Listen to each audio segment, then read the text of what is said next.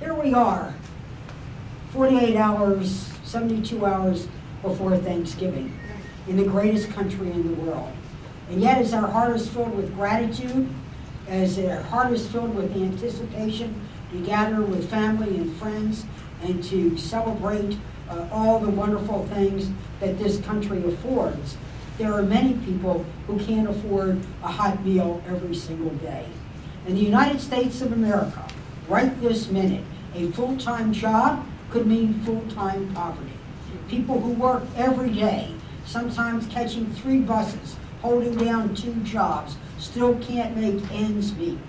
50% of our children, 50% of our children now qualify for government assistance food programs.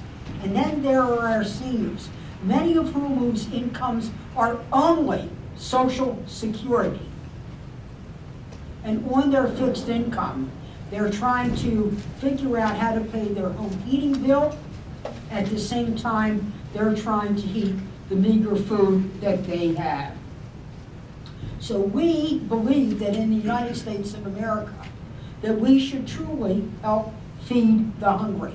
We think it's great for families, we think it's great for farmers, we think it's great for our economy. That's why we're gathered here today to say with one voice, pass the Senate Farm Bill. It is good for families, it is good for farmers, it is good for the economy, and we can really help our communities. We use the term SNAP. That means not snap your fingers, we wish we could, and pass the bill. But it stands for Supplemental Nutritional Assistance. Supplemental Nutritional Assistance. In the old days, it used to be known as the food stamp program. Now it's known as the Supplemental Nutritional Program because we not only want to feed people, we want to do it in a smart way. Smart nutritionally, smart financially, and smart in the way we distribute it. We think we've got very good answers. The Senate, under Senator Debbie Stabenow, worked very hard to reform the Farm Bill. First of all, the money that goes to many farmers wasn't going to farmers. It was based on a 1930s program that is a dated program. We can save money by getting rid of the dated and the duplicative. And by saving that money, we literally can plow back and grow our program the way it needs to be able to be. Now, there are those in the House of Representatives that serve with Elijah Cummings and John Sarbanes and other compassionate members of Congress who then say, the food stamp program is growing. It is getting too big. We got to cut it.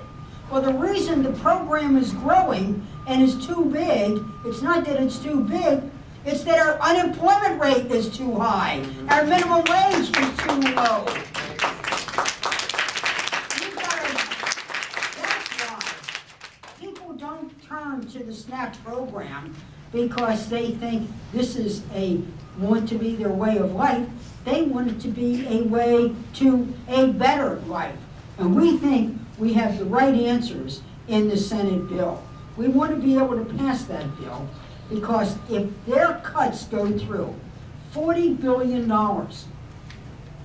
it will affect over 77,000 Marylanders.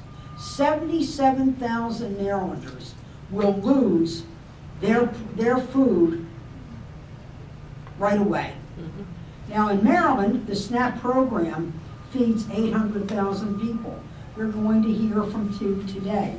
You're going to hear from Tracy Coleman, 43, a mother of 2. She'll tell her own compelling story. Her husband was a steelworker down at Sparrows Point. If you were with me over at the Union Hall this time, you would see the steelworkers coming to donate food 2 years ago.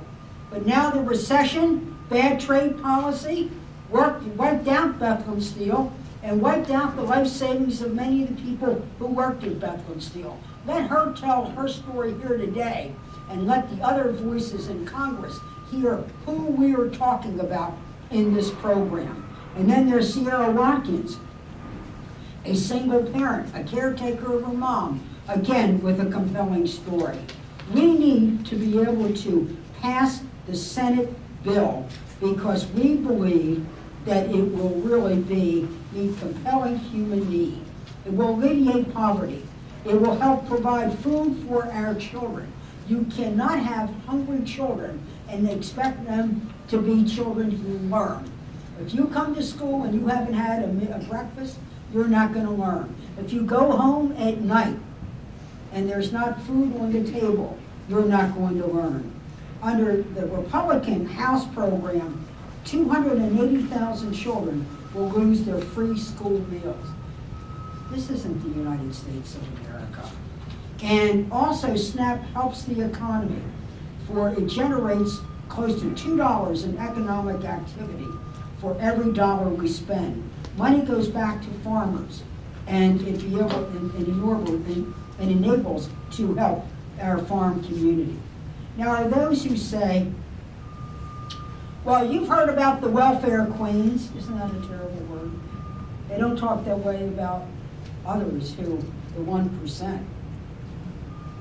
You know, that somehow or another, if you're poor and you need help, you're a freeloader. Well, I think that's absolutely wrong. And look at what we're talking about, the compelling faces of the new America who need help. People who lost their jobs because of manufacturing, and people who lost their jobs in retail.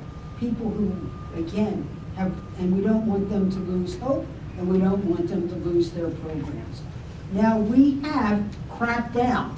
We've cracked down on something called benefit tracking. That's not the poor themselves, that's retailers who trade cards for cash and drugs and other things. We prevent liquor and tobacco stores from accepting food assistance benefits.